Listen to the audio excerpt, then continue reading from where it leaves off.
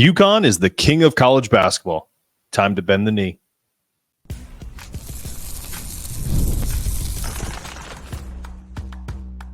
You are Locked On Uconn, your daily podcast on the Uconn Huskies, part of the Locked On Podcast Network, your team every day.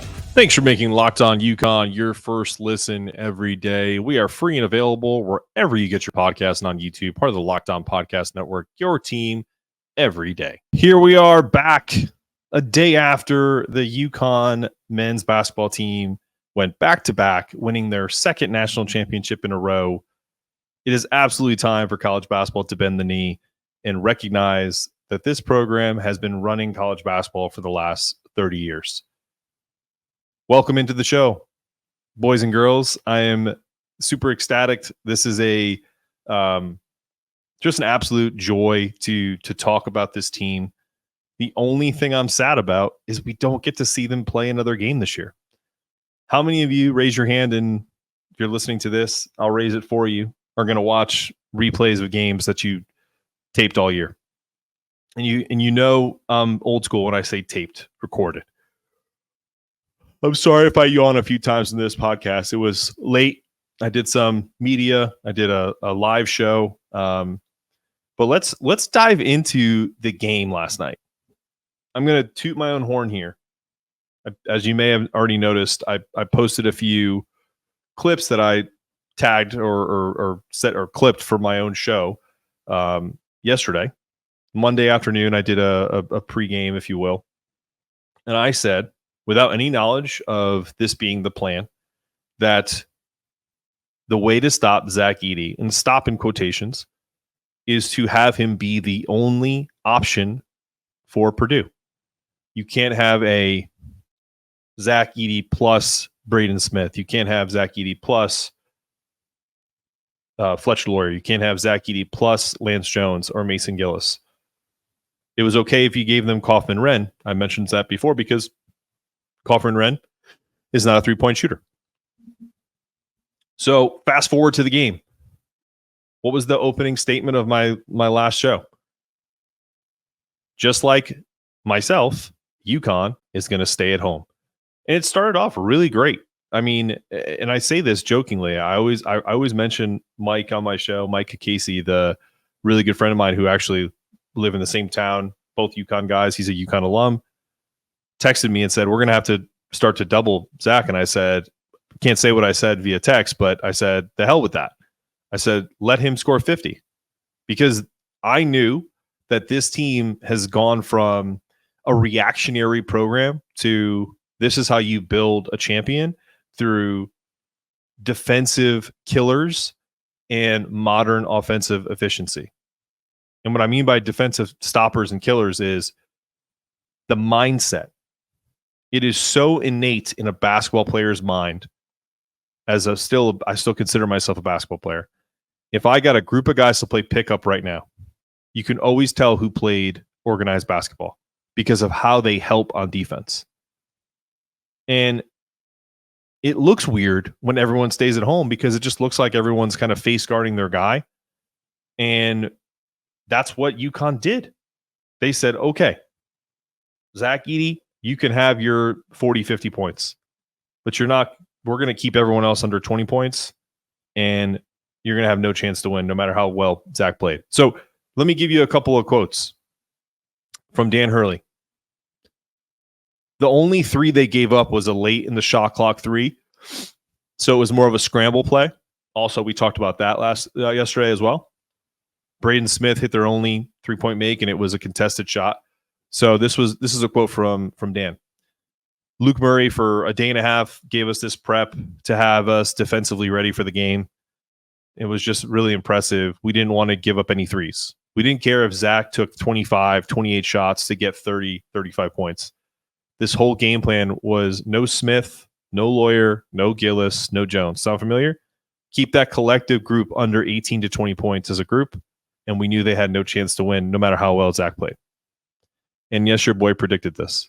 I'll continue to toot my own horn because, as I've talked about with this Dan Hurley team and Dan Hurley-isms, people should listen. Not people should get us now. That's the famous quote, and It's going to go down in history as the most prophetic statement ever.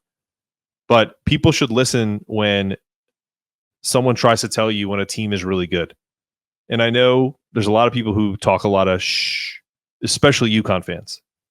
Because guys, let me just tell you something. UConn fans, we're realists. Absolute realist fans. When we're getting bounced out of the NCAA tournament or not making the tournament alone in itself, there is no more negative a fan base than the UConn fan base. Think about the collection of personalities that make up UConn. Just if you live in that area, who are you also a fan of in pro sports? Yankee fans, Red Sox fans, Mets fans, Giants fans, Jets fans, Patriots fans. Has there been a lot of success around some of those programs and teams? Absolutely. But it's also a New England mindset to be a woe is me, waiting for the next shoe to drop or the other shoe to drop mentality. Because it's always been like that. I got asked today, living in North Carolina now, picking up Chick-fil-A for breakfast. Jared Cotler, I am going to kill you with all the extra Chick-fil-A I've eaten lately, but that's okay.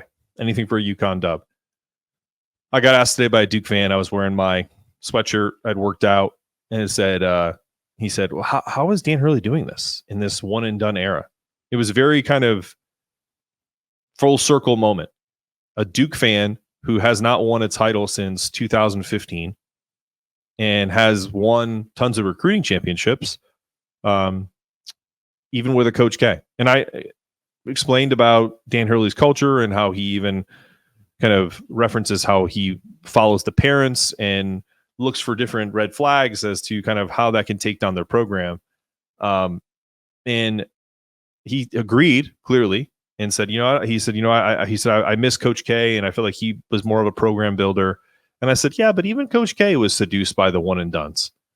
He won one in 2015 and he got close again in 21. But let's be honest about what Coach K did. He has 100% embraced that one and done culture. And now you have his disciple doing the exact same thing. So fine, stay there. Stay on that side, as people like to say. We're going to let Dan Hurley take over college basketball. And I really hope, even though it's a copycat world, people don't follow this. They say, oh, that's just Dan Hurley being a psycho. I really hope people don't follow the steps for this culture because it's not hard, guys. This is like when someone says, I have fluctuated with my weight hundreds of times. And that's an exaggeration. But anyone that knows me knows that now I'm in a really good place. I was easily 270 at one point. Right now I'm under 210 pounds. And I've stayed there for quite a bit of time. And when people ask you the questions, what did you do? Like there's some magic bullet. There is no magic to this. People want to know the secrets. The secrets are hard work, discipline, because motivation wanes, because music in your ear today. I left for the gym today. I forgot my AirPods. Didn't turn around, and in the past, I would have turned around and said, oh, I can't work out without music. The hell with that. Get your work done. Rent is due every day. And that's what this program is about. It's about accountability, old school values. And that may not be sexy, and that may not sell a lot of NIL dollars, but winning does, and that's what we do. So cheers to the 2024 champs. And how about at the end of the game, Dan Hurley getting asked about before we even get into the Kentucky stuff, at the end of the game, how about Dan with Andrew, as Andrew's dribbling the ball out, telling him to slam that effing ball at the buzzer to punctuate the win. Just right in his ear. Come on, make sure you slam that ball. And he does it. Horn sounds. Team goes crazy, as did most of the fan base. UConn has been running college basketball 25, 30 years, and there's nothing wrong with being number two. We're going to be very excited for Kentucky to get back up to number two as soon as they find their new coach, because Dan Hurley is not going anywhere. More on that after this.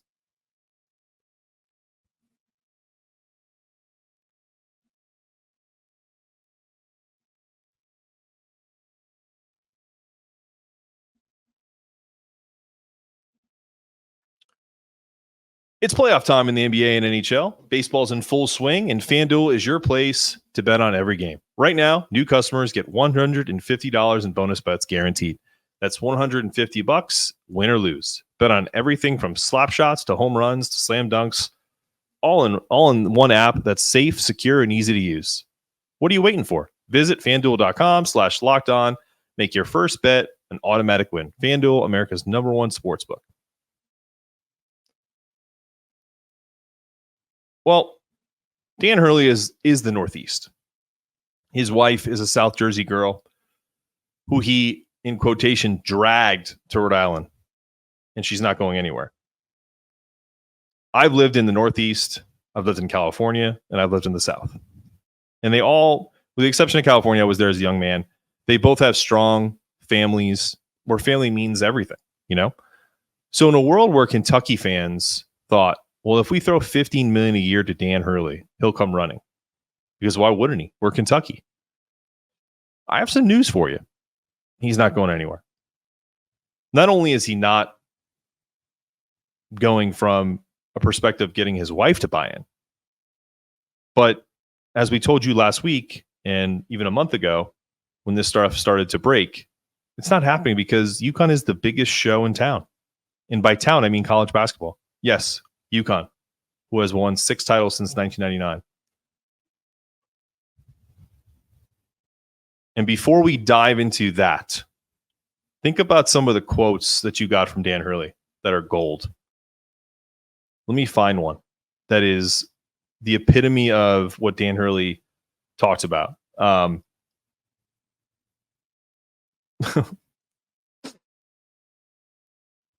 He said, when someone asked him about Kentucky, he laughed. And then he said, oh, man, he's like, you're going to have to talk to my wife about that one. There's no way I'm getting her to even consider that. And he said, oh, I'm not going in the transfer portal. He said, I can't afford a divorce right now. I just started making money. So Dan Hurley's mind is not on Kentucky. And I can guarantee you his wife's is not as well. Are you watching Fox Sports or ESPN on TV all day? Have to turn down the volume with all that shouting? Make the switch to Locked On Sports Today, a free 24/7 sports streaming channel programmed for you every day to bring you the biggest stories without all that screaming. Locked On Sports Today brings you can't-miss analysis, opinions, and news, streaming 24/7 on YouTube or the free Amazon Fire TV channels app. Part of the Locked On Podcast Network, your team every day. So for some perspective, I know there's some Kentucky fans that are going to see this and get all pissy. Kentucky has 8 championships. You guys have 6. We can give him blah, blah, blah, blah, blah. Do you know how many titles came before the field expanded to 64? This is so important when it comes to this conversation around who's a blue blood, who is running college basketball from a perspective, whose titles mean more, whose titles actually have a semblance of difficulty. Because I've heard this all in the past that Uconn has gotten lucky in the past. They haven't played any. They've beaten some not so great competition in the finals. Anyone can win a title at Uconn. Clearly all this different stuff. Let's just. I'm only using Kentucky because they're a story right now. You could do this with a lot of different clubs. Let's look at 1948, 49, 51, and 1958 and 1978. Let's go one at a time. 1948 NCAA tournament. How many teams? 8-team tournament. 8. That's a Kentucky banner. Back to back. 1949. Ooh, must have been real difficult. 1949. Another 8-team tournament. So essentially you start in the Elite 8. You win one game, you're in the Final Four. Sounds awesome. Adolph Rupp, what a legend. 1951. It expands to 16 teams. Jump back. Let's not lose our minds now. 16 teams. I don't know if we can handle this, guys, but they won it that year too. And then finally we jumped to 1958. 24 schools. Wow. Now we're cooking with gas. 1978. 32 teams. They've only won 3 modern national championships that had a field of 64 minimum, where they've had to win 6. 96, 98, and 2012. That's it. Not all programs are made equal, guys. I'm only reporting the news. I don't make it. Uconn is in a standard by itself. The only program that stacks up with Uconn from this perspective is Duke. They've won 5 titles the hard way, 5 modern titles. They weren't hanging Helms banners like Kansas, 1920 and 21, when 12 guys were playing like collectively in the country, or little baby banners from from the pre-civil rights movement. So the unabashed delusional confidence of some Kentucky fans that you thought you could just snatch up Dan Hurley after what he's built at an already blue blood at Uconn is laughable.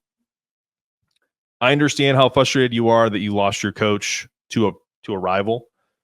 We get that in the Big East. Providence just lost someone to Georgetown. We understand. What can you offer him outside of money that he doesn't have? Winning? Nope. He does that already. Resources? He has them in Connecticut. He's making $6.7 million a year. I think we'll be all right. Facilities? I've been to the practice facility in Lexington. It's beautiful, but there's no advantage there whatsoever. Dan Hurley is Uconn. He embodies the accountability and the culture he created. No amount of money in the world is going to change this man's mind. In fact, them winning last night only solidified it. It's going to solidify Luke Murray staying, solidify Kamani Young, and I think solidify some folks that you may be surprised are staying for a potential three-peat. He's already figuring out ways to look at that three-peat. That's his next challenge, and we'll talk about that more coming up.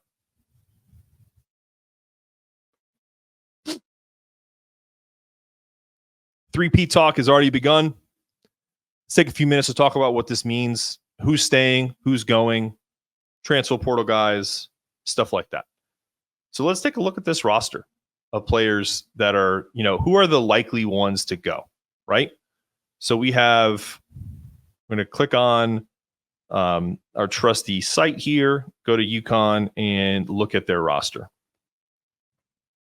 I know this roster backwards and forwards, but let's just do this in terms of taking it one by one. Reasons why they go, reason why they would stay. Number one, let's go to the obvious ones. In the likely to leave or already probably gone, you got to look at Stephon Castle. He made himself a lot of money in this tournament. 6'6", 215-pound freshman. Was he 18, 19 years old? Dominated guys in this tournament. Looked great last night again. Hit some big-time shots. My man is going pro. I would be shocked, absolutely shocked, if he does not. So that's a slot open. All right. Then we're going to go the guys who can't stay. Tristan Newton, greatest point guard in Uconn history. It's not even up for debate, guys. 2-time national champion, 2-time most outstanding player, All-American, back-to-back titles. What a career. Retire that jersey. I don't want to see anyone wear his number ever again. Thank you, Tristan, by way of East Carolina. Let's see who else is left. Alex Caravan, we'll save him for after. Cam Spencer. Listen, the only reason why I say that question mark is Cam has to go, but does he? Because I know there's been some cases where folks that have applied for transfer portal waivers because I think he played only 4 games in one of the years where he had an injury. And there were some folks I think there's some folks monitoring that situation. So he's a maybe. I think he's gone, but there's a potential for him to return if, the court comes back with something different.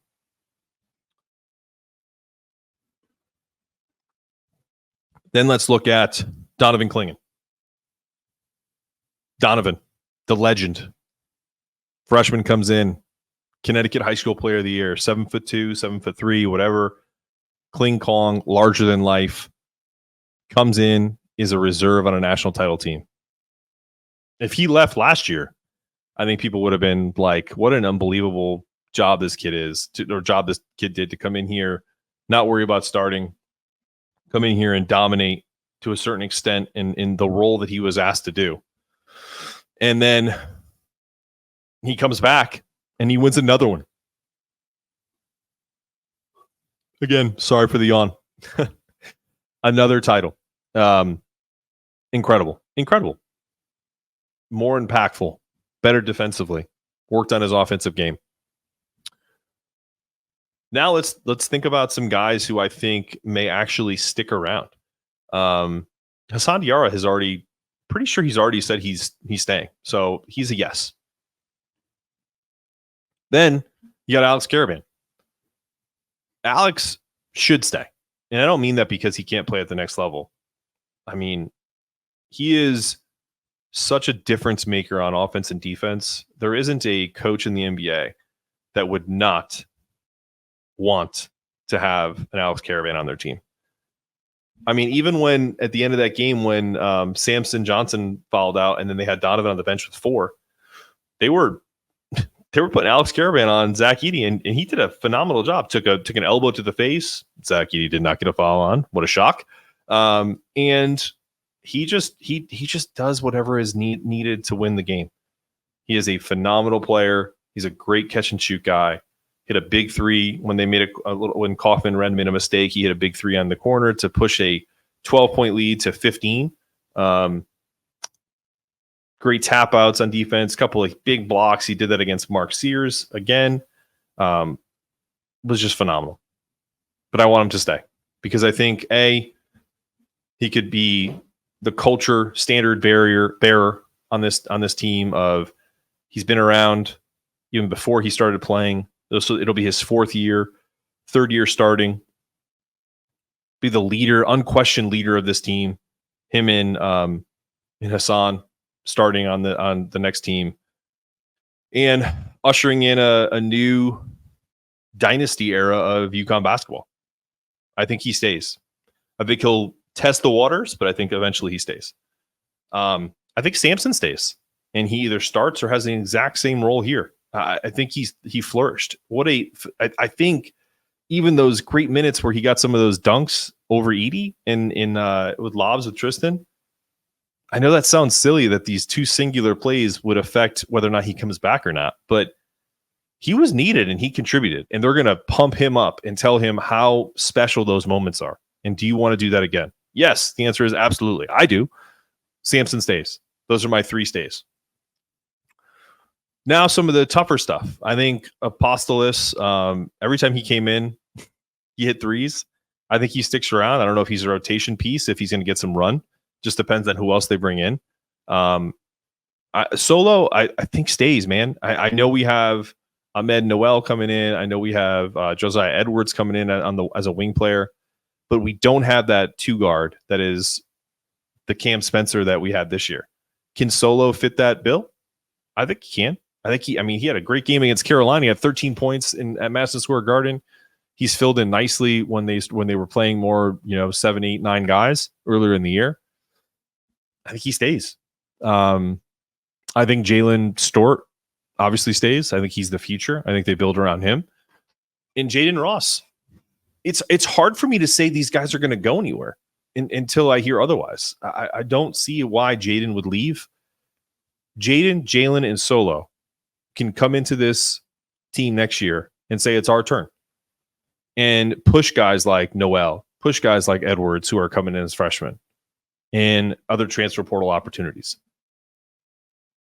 I think the only guy who may leave, because we are going to probably bring in some more size, is Yusuf Singhair, but he's a freshman too. I think we're going to lose Tristan and losing Cam.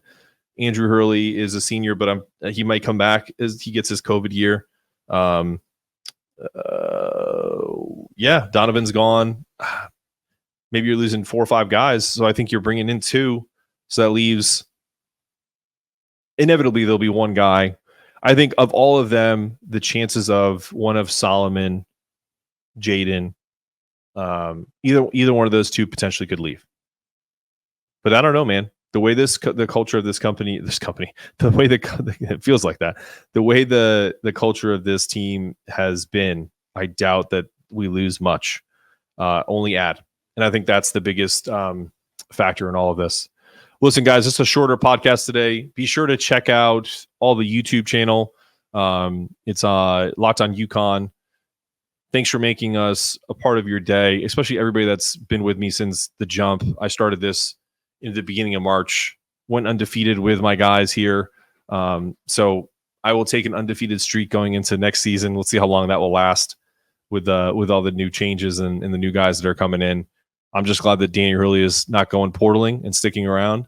So sorry, Kentucky, but catch us next year. And I want you guys to remember this counts for the offseason too. Stay locked in, stay connected. And as always, let that toughness meter start to rise, because the hate that UConn fans are going to get, and UConn in general is going to get as time goes on, is only going to get harder and harder to root for this team, and easier for us to have fun and troll and joke and let people know this is the program to beat. So happy days for UConn Nation. Stay connected. As always, go Huskies.